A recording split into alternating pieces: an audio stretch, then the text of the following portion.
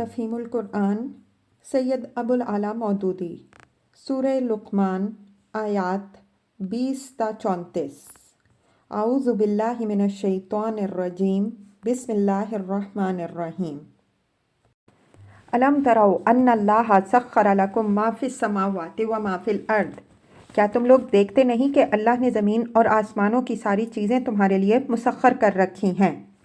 تفسیر: کسی چیز کو کسی کے لیے مسخر کرنے کی دو صورتیں ہو سکتی ہیں۔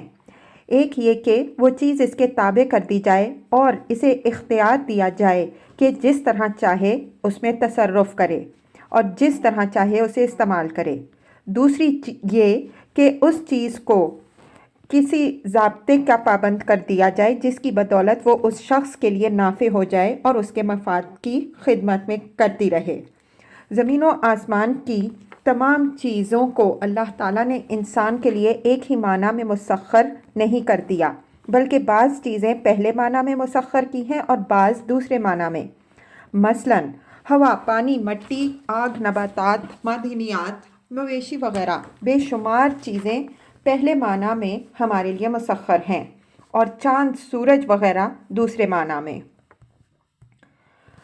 وَأَسْبَغَ عَلَيْكُمْ نِعَمَهُ ظَاهِرَةً وَبَاطِنَةً، اور اپنی کھلی اور چھپی نعمتیں تم پر تمام کر دیں۔ تفسیر: کھلی نعمتوں سے مراد وہ نعمتیں ہیں جو آدمی کو کسی نہ کسی طرح محسوس ہوتی ہیں یا جو اس کے علم میں ہیں، اور چھپی ہوئی نعمتوں سے وہ نعمتیں مراد ہیں جنہیں آدمی نہ جانتا ہے نہ محسوس کرتا ہے۔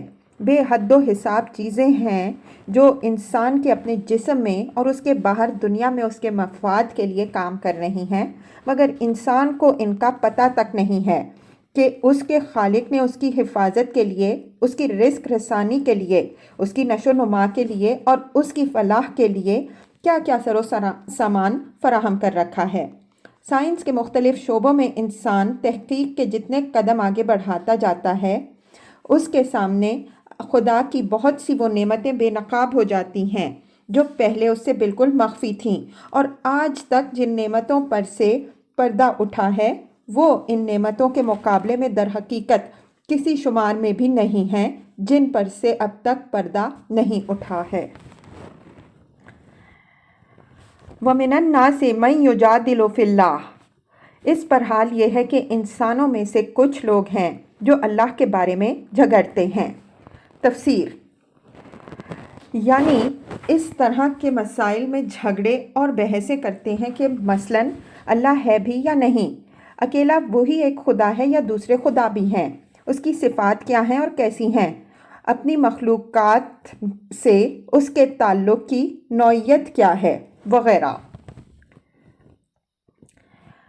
بغیر علم ولا ہدی ولا کتاب منیر، بغیر اس کے کہ ان کے پاس کوئی علم ہو یا کوئی ہدایت یا کوئی روشنی دکھانے والی کتاب۔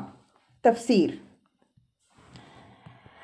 یعنی نہ تو ان کے پاس کوئی ایسا ذریعہ علم ہے جس سے انہوں نے براہ راست خود حقیقت کا مشاہدہ یا تجربہ کر لیا ہو، نہ کسی ایسے رہنما کی رہنمائی انہیں حاصل ہے جس نے حقیقت کا مشاہدہ کر کے انہیں بتایا ہو، اور نہ کوئی کتاب الہی ان کے پاس ہے جس پر یہ اپنے عقیدے کی بنیاد رکھتے ہوں۔ وَإِذَا قِيلَ لَهُمُ اتَّبِعُوا مَا أَنزَلَ اللَّهُ، اور جب ان سے کہا جاتا ہے کہ پیروی کرو اس چیز کی جو اللہ نے نازل کی ہے، قَالُوا بَلْ نَتَّبِعُ مَا وَجَدْنَا عَلَيْهِ آبَاءَنَا، تو کہتے ہیں کہ ہم تو اس چیز کی پیروی کریں گے جس پر ہم نے اپنے باپ دادا کو پایا۔ اَوَلَوْ كَانَ الشَّيْطَانُ يَدْعُوهُمْ إِلَىٰ عَذَابِ السَّعِيرِ، کیا یہ انہی کی پیروی کریں گے خواہ شیطان ان کو بھڑکتی ہوئی آگ کی طرف ہی کیوں نہ بلاتا رہا ہو۔ تفسیر: یعنی ہر شخص اور ہر خاندان اور ہر قوم کے باپ دادا کا حق پر ہونا کچھ ضروری نہیں، محض یہ بات کہ طریقہ باپ دادا کے وقتوں سے چلا آ رہا ہے ہرگز اس امر کی دلیل نہیں ہے کہ یہ حق بھی ہے۔ کوئی عقل مند آدمی یہ نادانی کی حرکت نہیں کر سکتا کہ اگر اس کے باپ دادا گمراہ رہے ہوں تو وہ بھی آنکھیں بند کر کے انہی کی راہ پر چلے اور کبھی یہ تحقیق کرنے کی ضرورت محسوس نہ کرے کہ یہ راہ جا کدھر رہی ہے۔ وَمَن يُسْلِمْ وَجْهَهُ إِلَى اللَّهِ، جو شخص اپنے آپ کو اللہ کے حوالے کر دے۔ تفسیر یعنی پوری طرح اپنے آپ کو اللہ کی بندگی میں دے دے، اپنی کوئی چیز اس کی بندگی سے مستثنیٰ کر کے نہ رکھے، اپنے سارے معاملات اس کے سپرد کر دے اور اسی کی دی ہوئی ہدایات کو اپنی پوری زندگی کا قانون بنائے۔ وَهُوَ مُحْسِنٌ، اور عملاً وہ نیک ہو۔ تفسیر یعنی ایسا نہ ہو کہ زبان سے تو وہ حوالگی و سپردگی کا اعلان کر دے مگر عملاً وہ رویہ اختیار نہ کرے جو خدا کے ایک مطیع فرما بندے کا ہونا چاہیے۔ فَقَدِ اسْتَمْسَكَ بِالْعُرْوَةِ الْوُثْقَىٰ، اس نے فی الواقع ایک بھروسے کے قابل سہارا تھام لیا۔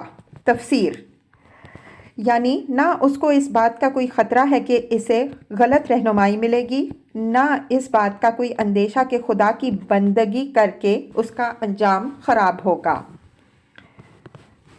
وَإِلَى اللَّهِ عَاقِبَةُ الْأُمُورِ، اور سارے معاملات کا آخری فیصلہ اللہ ہی کے ہاتھ میں ہے۔ وَمَن كَفَرَ فَلَا يَحْزُنْكَ كُفْرُهُ، اب جو کفر کرتا ہے اس کا کفر تمہیں غم میں مبتلا نہ کرے۔ تفسیر خطاب نبی صلی اللہ علیہ وسلم کی طرف ہے، مطلب یہ ہے کہ اے نبی صلی اللہ علیہ وسلم، جو شخص تمہاری بات ماننے سے انکار کرتا ہے اور وہ اپنے نزدیک تو یہ سمجھتا ہے کہ اس نے اسلام کو رد کر کے اور کفر پر اصرار کر کے تمہیں زک پہنچائی ہے، لیکن دراصل اس نے زک اپنے آپ کو پہنچائی ہے، اس نے تمہارا کچھ نہیں بگاڑا، اپنا کچھ بگاڑا ہے۔ اگر وہ نہیں مانتا تو تمہیں پرواہ کرنے کی کوئی ضرورت نہیں ہے۔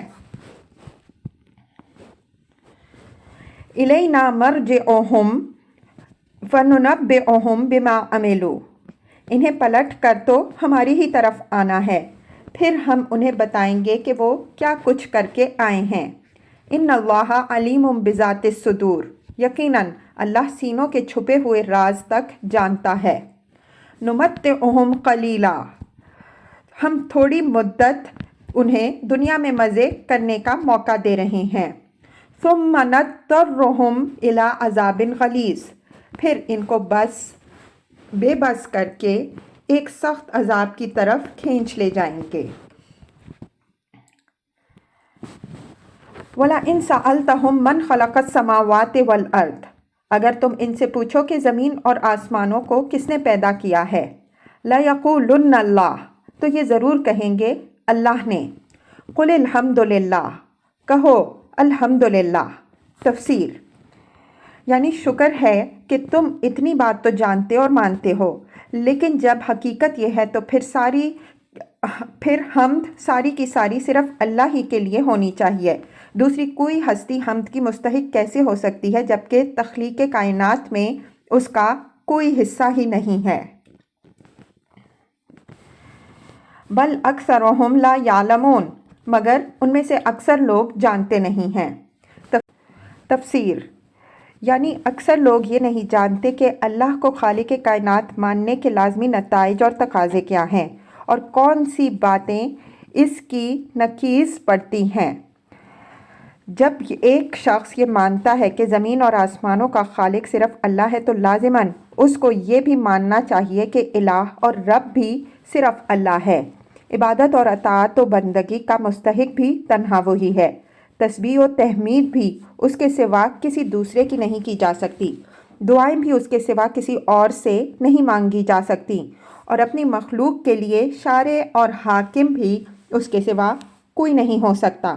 خالق ایک ہو اور معبود دوسرا، یہ بالکل عقل کے خلاف ہے، سراسر متضاد بات ہے جس کا قائل صرف وہی شخص ہو سکتا ہے جو جہالت میں پڑا ہوا ہو۔ اسی طرح ایک ہستی کو خالق ماننا اور پھر دوسری ہستیوں میں سے کسی کو حاجت روا و مشکل کشا ٹھہرانا، کسی کے آگے سر نیاز جھکانا اور کسی کو حاکم ذی اختیار اور مطاع مطلق تسلیم کرنا، یہ سب بھی باہم متناقض باتیں ہیں جنہیں کوئی صاحب علم انسان قبول نہیں کر سکتا۔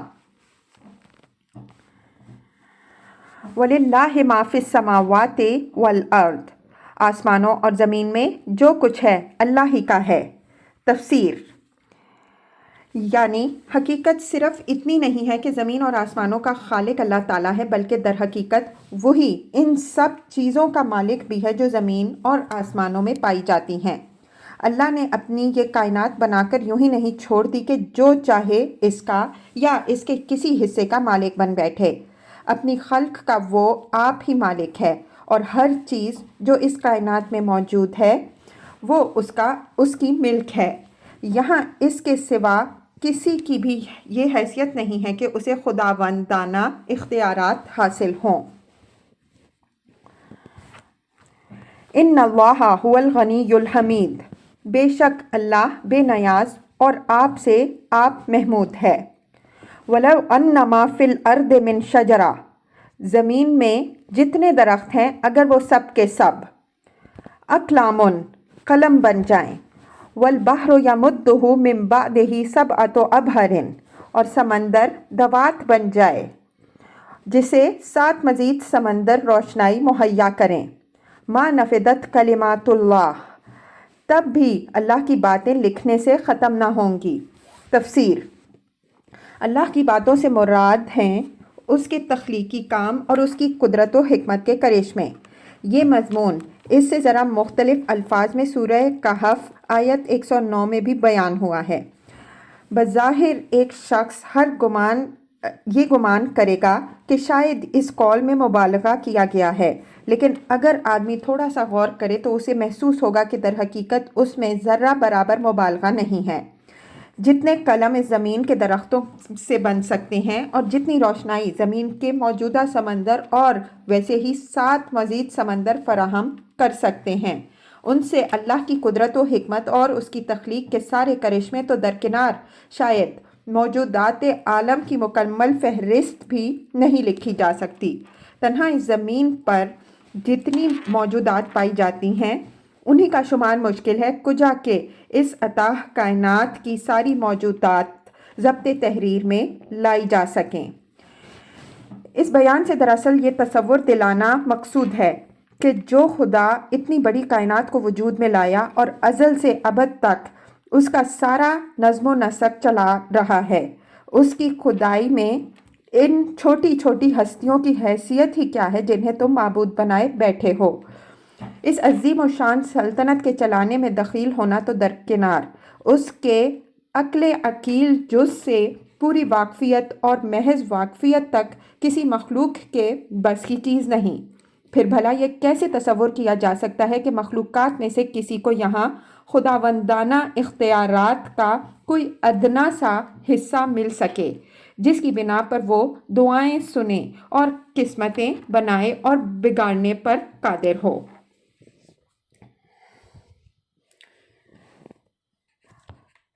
ان اللہ عزیز حکیم، بے شک اللہ زبردست اور حکیم ہے۔ ما خلقکم ولا بعثکم الا کنفس واحدہ، تم سارے انسانوں کو پیدا کرنا اور پھر دوبارہ جلا اٹھانا تو اس کے لیے بس ایسا ہی ہے جیسے ایک متنفس کو پیدا کرنا اور جلا اٹھانا۔ ان اللہ سمیع بصیر، حقیقت یہ ہے کہ اللہ سب کچھ سننے اور دیکھنے والا ہے۔ تفسیر، یعنی وہ بیک وقت ساری کائنات کی آوازیں الگ الگ سن رہا ہے اور کوئی آواز اس کی سماعت کو اس طرح مشغول نہیں کرتی کہ اسے سنتے ہوئے وہ دوسری چیزیں نہ سن سکے۔ اسی طرح وہ بیک وقت ساری کائنات کو اس کی ایک ایک چیز اور ایک ایک واقعے کی تفصیل کے ساتھ دیکھ رہا ہے، اور کسی چیز کے دیکھنے میں اس کی بینائی اس طرح مشغول نہیں ہوتی کہ اسے دیکھتے ہوئے وہ دوسری چیزیں نہ دیکھ سکے۔ ٹھیک ایسا ہی معاملہ انسانوں کے پیدا کرنے اور دوبارہ وجود میں لانے کا بھی ہے۔ ابتدائے آفرینش سے آج تک جتنے آدمی بھی پیدا ہوئے ہیں اور آئندہ قیامت تک ہوں گے، ان سب کو وہ ایک آن کی آن میں پھر پیدا کر سکتا ہے۔ اس کی قدرت تخلیق ایک انسان کو بنانے میں اس طرح مشغول نہیں ہوتی کہ اسی وقت وہ دوسرے انسان پیدا نہ کر سکے۔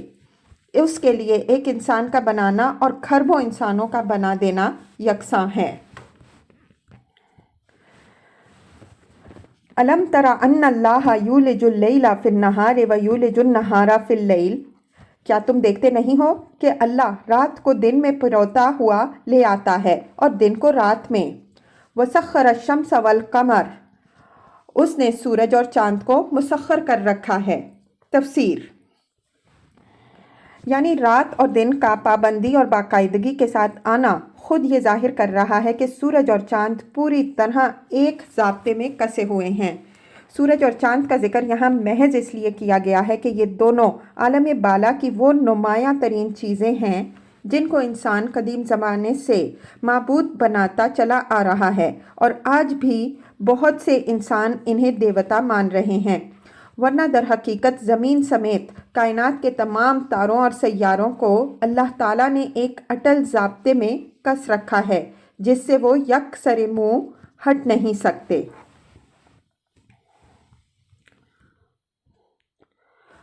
کل یجری الی اجل مسمی، سب ایک وقت مقرر تک چلے جا رہے ہیں۔ تفسیر، یعنی ہر چیز کی جو مدت عمر مقرر کر دی گئی ہے اسی وقت تک وہ چل رہی ہے۔ سورج ہو یا چاند یا کائنات کا کوئی اور تارا یا سیارہ، اس میں کوئی چیز بھی نہ ازلی ہے نہ ابدی، ہر ایک کا ایک وقت آغاز ہے جس سے پہلے وہ وجود میں نہ تھی، اور ایک وقت اختتام ہے جس کے بعد وہ وجود میں نہ رہے گی۔ اس ذکر سے مقصود یہ جتانا ہے کہ ایسی حادث اور بے بس چیزیں آخر معبود کیسے ہو سکتی ہیں۔ وَأَنَّ اللَّهَ بِمَا تَعْمَلُونَ خَبِيرٌ، اور کیا تم جانتے نہیں کہ جو کچھ تم کرتے ہو اللہ اس سے باخبر ہے۔ ذَلِكَ بِأَنَّ اللَّهَ هُوَ الْحَقُّ، یہ سب کچھ اس وجہ سے ہے کہ اللہ حق ہے۔ تفسیر، یعنی حقیقی فاعل مختار خلق و تعبیر کے اختیارات کا اصل مالک ہے۔ وَأَنَّ مَا يَدْعُونَ مِن دُونِهِ الْبَاطِلُ، اور اسے چھوڑ کر جن چیزوں کو یہ لوگ پکارتے ہیں وہ سب باطل ہیں۔ تفسیر، یعنی وہ سب محض تمہارے تخیلات کے آفریدہ خدا ہیں۔ تم نے فرض کر لیا کہ فلاں صاحب خدائی میں کوئی دخل رکھتے ہیں اور فلاں حضرت کو مشکل کشائی و حاجت روائی کے اختیارات حاصل ہیں، حالانکہ فی الواقع ان میں سے کوئی صاحب بھی کچھ نہیں بنا سکتے۔ وَأَنَّ اللَّهَ هُوَ الْعَلِيُّ الْكَبِيرُ، اور اس وجہ سے کہ اللہ ہی بزرگ و برتر ہے۔ تفسیر، یعنی ہر چیز سے بالا و برتر جس کے سامنے سب پست ہیں، اور ہر چیز سے بزرگ جس کے سامنے سب چھوٹے ہیں۔ الم تر ان الفلک تجری فی البحر بنعمت اللہ لیریکم من آیاتہ، کیا تم دیکھتے نہیں ہو کہ کشتی سمندر میں اللہ کے فضل سے چلتی ہے تاکہ وہ تمہیں اپنی کچھ نشانیاں دکھائے۔ تفسیر، یعنی ایسی نشانیاں جن سے یہ پتہ چلتا ہے کہ اختیارات بالکل اللہ تعالیٰ کے ہاتھ میں ہیں۔ انسان خواہ کیسے ہی مضبوط اور بحری سفر کے موزوں جہاز بنا لے اور جہاز رانی کے فن اور اس سے تعلق رکھنے والی معلومات اور تجربات میں کتنا ہی کمال حاصل کر لے، لیکن سمندر میں جن ہولناک طاقتوں سے اس کو سابقہ پیش آتا ہے ان کے مقابلے میں وہ تنہا اپنی تدابیر کے بلبوتے پر بخیریت سفر نہیں کر سکتا جب تک اللہ کا فضل شامل حال نہ ہو۔ اس کی نگاہ کرم پھرتے ہی آدمی کو معلوم ہو جاتا ہے کہ اس کے ذرائع و وسائل اور کمالات فن کتنے پانی میں ہیں۔ اسی طرح آدمی امن و اطمینان کی حالت میں چاہے کیسا ہی سخت دہریہ یا کٹا مشرک ہو، لیکن سمندر کے طوفان میں جب اس کی کشتی ڈولنے لگتی ہے اس وقت دہریے کو بھی معلوم ہو جاتا ہے کہ خدا ہے، اور مشرک بھی جان لیتا ہے کہ خدا بس ایک ہی ہے۔ ان فی ذلک لآیات لکل صبار شکور، در حقیقت اس میں بہت نشانیاں ہیں ہر اس شخص کے لیے جو صبر اور شکر کرنے والا ہو۔ تفسیر، یعنی جن لوگوں میں یہ دو صفات پائی جاتی ہیں وہ جب ان نشانیوں سے حقیقت کو پہچان جاتے ہیں تو ہمیشہ کے لیے توحید کا سبق حاصل کر کے اس پر مضبوطی کے ساتھ جم جاتے ہیں۔ پہلی صفت یہ کہ وہ صبار، بڑے صبر کرنے والے ہوں، ان کے مزاج میں تلون نہ ہو بلکہ ثابت قدمی ہو، گوارا اور ناگوار، سخت اور نرم، اچھے اور برے، تمام حالات میں ایک عقیدہ صالحہ پر قائم رہیں۔ یہ کمزوری ان میں نہ ہو کہ برا وقت آیا تو خدا کے سامنے گڑ گڑانے لگے اور اچھا وقت آتے ہی سب کچھ بھول گئے، یا اس کے برعکس اچھے حالات میں خدا پرستی کرتے رہے اور مصائب کی ایک چوٹ پڑتے ہی خدا کو گالیاں دینی شروع کر دیں۔ دوسری صفت یہ کہ وہ بڑے شکر کرنے والے ہوں، نمک حرام اور احسان فراموش نہ ہو بلکہ نعمت کی قدر پہچانتے ہوں اور نعمت دینے والے کے لیے ایک مستقل جذبہ شکر و سپاس اپنے دل میں جاگزیں رکھیں۔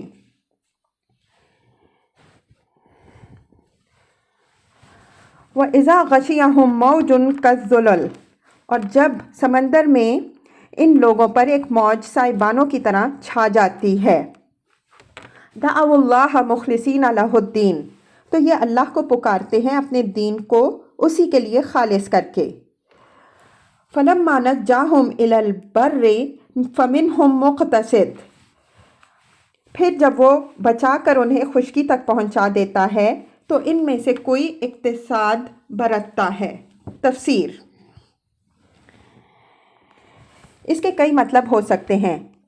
اقتصاد کو اگر راست روی کے معنی میں لیا جائے تو اس کا مطلب یہ ہوگا کہ ان میں سے کم ہی ایسے نکلتے ہیں جو وہ وقت گزر جانے کے بعد بھی اس توحید پر ثابت قدم رہتے ہیں جس کا اقرار انہوں نے طوفان میں گھر کر کیا تھا، اور یہ سبق ہمیشہ کے لیے ان کو راست رو بنا دیتا ہے۔ اور اگر اقتصاد بمعنی توسط اور اعتدال لیا جائے تو اس کا ایک مطلب یہ ہوگا کہ ان میں سے بعض لوگ اپنے شرک و دہریت کے عقیدے میں اس شدت پر قائم نہیں رہتے جس پر اس تجربے سے پہلے تھے، اور دوسرا مطلب یہ ہوگا کہ وہ وقت گزر جانے کے بعد ان میں سے بعض لوگوں کے اندر اخلاص کی وہ کیفیت ٹھنڈی پڑ جاتی ہے جو اس وقت پیدا ہوئی تھی۔ اغلب یہ ہے کہ اللہ تعالیٰ نے یہاں یہ ذو معنی فکرہ بیک وقت ان تینوں کیفیتوں کی طرف اشارہ کرنے کے لیے استعمال فرمایا ہو۔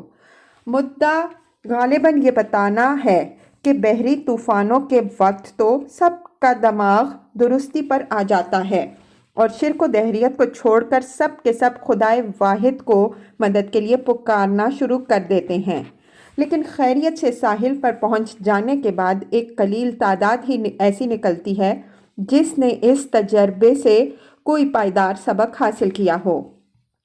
پھر یہ قلیل تعداد بھی 3 قسم کے گروہوں میں بٹ جاتی ہے۔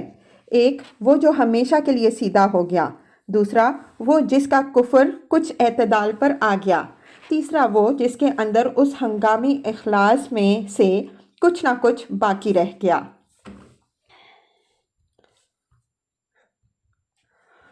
وَمَا يَجْحَدُ بِآيَاتِنَا إِلَّا كُلُّ خَتَّارٍ کفور، اور ہماری نشانیوں کا انکار نہیں کرتا مگر ہر وہ شخص جو غدار اور ناشکرا ہو۔ تفسیر۔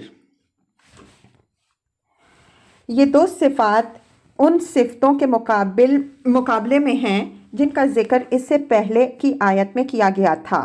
غدار وہ شخص ہے جو سخت بے وفا ہو اور اپنے عہد و پیمان کا کوئی پاس نہ رکھے، اور ناشکرا وہ ہے جس پر خواہ کتنی ہی نعمتوں کی بارش کر دی جائے وہ احسان مان کر نہ دے گا اور اپنے محسن کے مقابلے میں سرکشی سے پیش آئے۔ یہ صفات جن لوگوں میں پائی جاتی ہیں وہ خطرے کا وقت ٹل جانے کے بعد بے تکلف اپنے کفر، اپنی دہریت اور اپنے شرک کی طرف پلٹ جاتے ہیں۔ وہ یہ نہیں مانتے کہ انہوں نے طوفان کی حالت میں خدا کے ہونے اور ایک ہی خدا کے ہونے کی کچھ نشانیاں خارج میں بھی اور خود اپنے نفس میں بھی پائی تھیں، اور ان کا خدا کو پکارنا اسی وجدان حقیقت کا نتیجہ تھا۔ ان میں سے جو دہریے ہیں وہ اپنے اس فعل کی یہ توجیہ کرتے ہیں کہ وہ تو ایک کمزوری تھی جو بحالت اضطراب ہم سے سرزد ہوئی، ورنہ حقیقت میں خدا ودا کوئی نہ تھا جس نے ہمیں طوفان سے بچایا ہو۔ ہم تو فلاں فلاں اسباب و ذرائع سے بچ نکلنے میں کامیاب ہو گئے۔ رہے مشرکین تو وہ بالعموم یہ کہتے ہیں کہ فلاں بزرگوں یا دیوی دیوتاؤں کا یہ سایہ ہمارے سر پر تھا جس کے طفیل ہم بچ گئے۔ چنانچہ ساحل پر پہنچتے ہی وہ اپنے معبودان باطل کے شکریہ ادا کرنے شروع کر دیتے ہیں اور انہی کے آستانوں پر چڑھاوے چڑھانے لگتے ہیں۔ یہ خیال تک انہیں نہیں آتا کہ جب ساری امیدوں کے سہارے ٹوٹ گئے تھے اس وقت اللہ وحدہ لا شریک کے سوا کوئی نہ تھا جس کا دامن انہوں نے تھاما ہو۔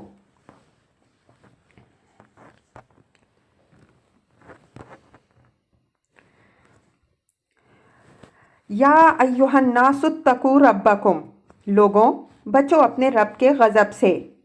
واخشوا یوما لا یجزی والد عن ولدہ، اور اس دن سے جب کہ کوئی باپ اپنے بیٹے کی طرف سے بدلہ نہ دے گا، ولا مولود هو جاز عن والدہ شیئا، اور نہ کوئی بیٹا ہی اپنے باپ کی طرف سے کچھ بدلہ دینے والا ہوگا۔ تفسیر، یعنی دوست، لیڈر، پیر اور اسی طرح کے دوسرے لوگ تو پھر بھی دور کا تعلق رکھنے والے ہیں۔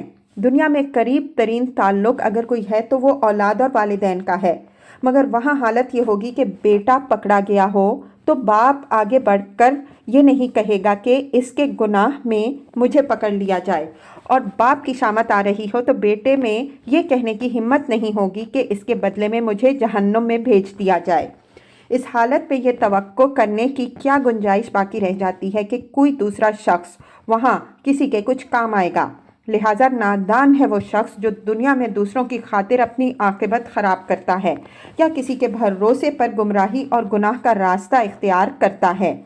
اس مقام پر آیت 15 کا مضمون بھی نگاہ میں رہنا چاہیے، جس میں اولاد کو تلقین کی گئی ہے کہ دنیاوی زندگی کے معاملات میں والدین کی خدمت کرنا تو بے شک برحق ہے، مگر دین و اعتقاد کے معاملے میں والدین کے کہنے پر گمراہی قبول کر لینا ہرگز صحیح نہیں ہے۔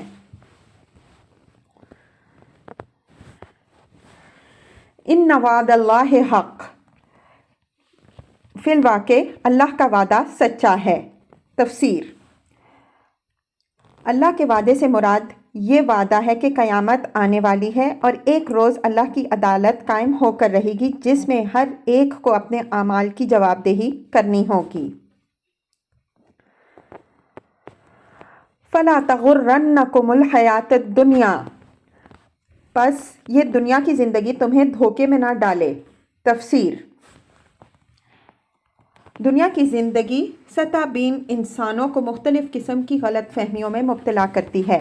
کوئی یہ سمجھتا ہے کہ جینا اور مرنا جو کچھ ہے بس اسی دنیا میں ہے، اس کے بعد کوئی دوسری زندگی نہیں ہے، لہٰذا جتنا کچھ بھی تمہیں کرنا ہے بس یہیں کر لو۔ کوئی اپنی دولت اور طاقت اور خوشحالی کے نشے میں بدمست ہو کر اپنی موت بھول جاتا ہے اور اس خیال خام میں مبتلا ہو جاتا ہے کہ اس کا عیش اور اس کا اقتدار لازوال ہے۔ کوئی اخلاقی اور روحانی مقاصد کو فراموش کر کے صرف مادی فوائد اور لذتوں کو مقصود بالذات سمجھ لیتا ہے اور معیار زندگی کی بلندی کے سوا کسی دوسرے مقصد کو کوئی اہمیت نہیں دیتا، خواہ نتیجے میں اس کا معیار آدمیت کتنا ہی پست ہوتا چلا جائے۔ کوئی یہ خیال کرتا ہے کہ دنیاوی خوشحالی ہی حق و باطل کا اصل معیار ہے، ہر وہ طریقہ حق ہے جس پر چل کر یہ نتیجہ حاصل ہو، اور اس کے برعکس جو کچھ بھی ہے باطل ہے۔ کوئی اس خوشحالی کو مقبول بارگاہ الہی ہونے کی علامت سمجھتا ہے اور یہ قاعدہ کلیہ بنا کر بیٹھ جاتا ہے کہ جس کی دنیا خوب بن رہی ہے، خواہ کیسے ہی طریقوں سے بنے، وہ خدا کا محبوب ہے، اور جس کی دنیا خراب ہے، چاہے وہ حق پسندی اور راست بازی ہی کی بدولت خراب ہو، اس کی عاقبت بھی خراب ہے۔ اور ایسی ہی جتنی غلط فہمیاں ہیں، ان سب کو اللہ تعالیٰ نے اس آیت میں دنیاوی زندگی کے دھوکے سے تعبیر کیا ہے۔ وَلَا يَغُرَّنَّكُمْ بِاللَّهِ الْغُرُورُ، اور نہ دھوکے باز تم کو اللہ کے معاملے میں دھوکہ دینے پائے۔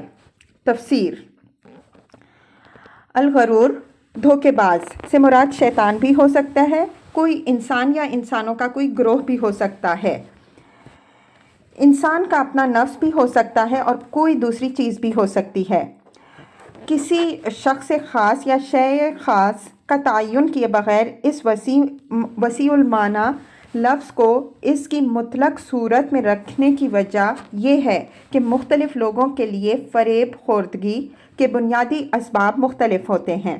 جس شخص نے خاص طور پر جس ذریعے سے بھی وہ اصل فریب کھایا ہو، جس کے اثر سے اس کی زندگی کا رخ صحیح سمت سے غلط سمت میں مڑ گیا، وہی اس کے لیے الغرور ہے۔ اللہ کے معاملے میں دھوکہ دینے کے الفاظ بھی بہت وسیع ہیں، جن میں بے شمار مختلف قسم کے دھوکے آ جاتے ہیں۔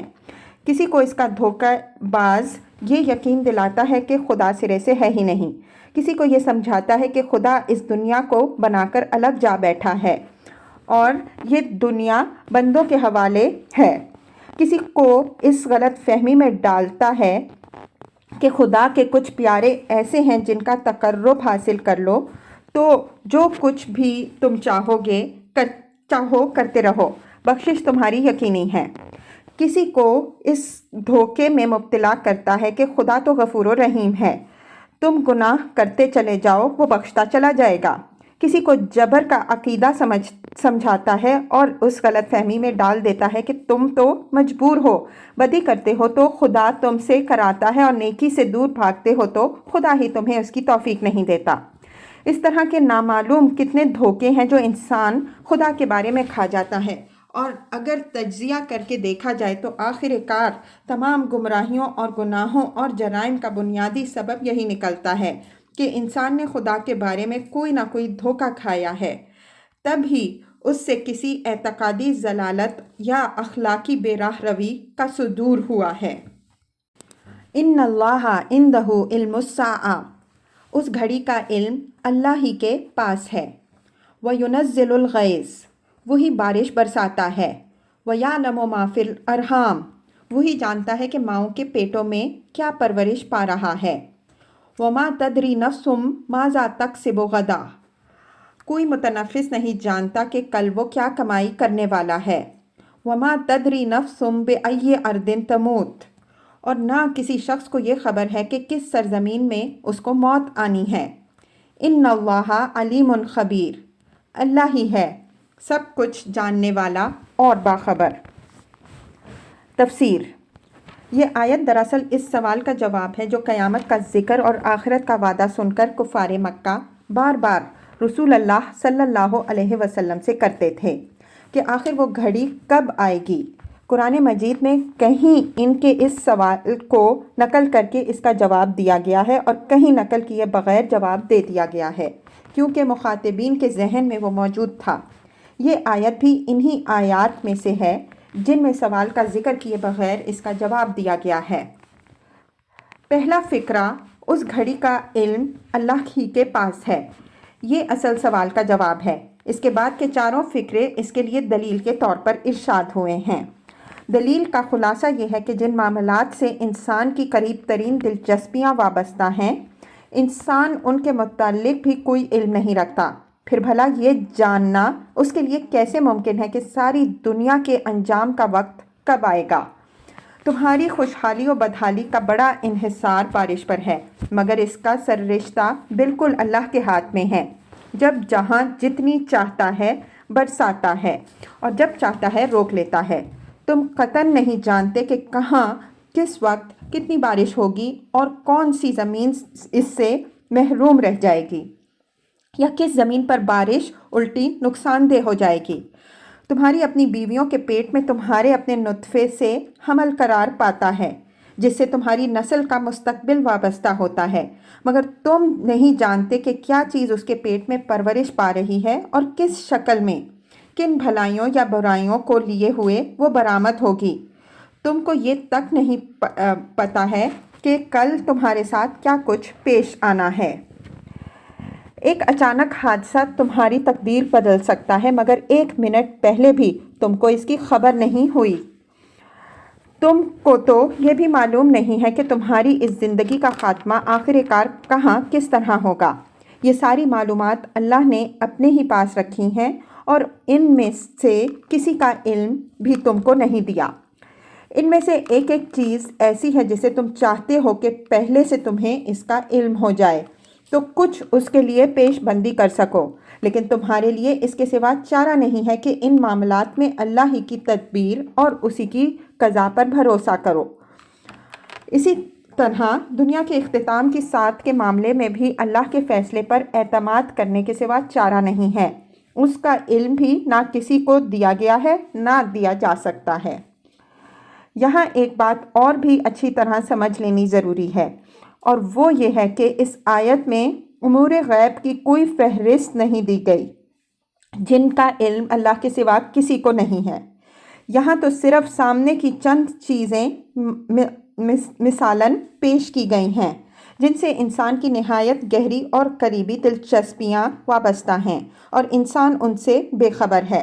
اس سے یہ نتیجہ نکالنا درست نہیں ہوگا کہ صرف یہی 5 امور غیب ہیں جن کو اللہ کے سوا کوئی نہیں جانتا، حالانکہ غیب نام ہی اس چیز کا ہے جو مخلوقات سے پوشیدہ اور صرف اللہ پر روشن ہو، اور فی الحقیقت اس غیب کی کوئی حد نہیں۔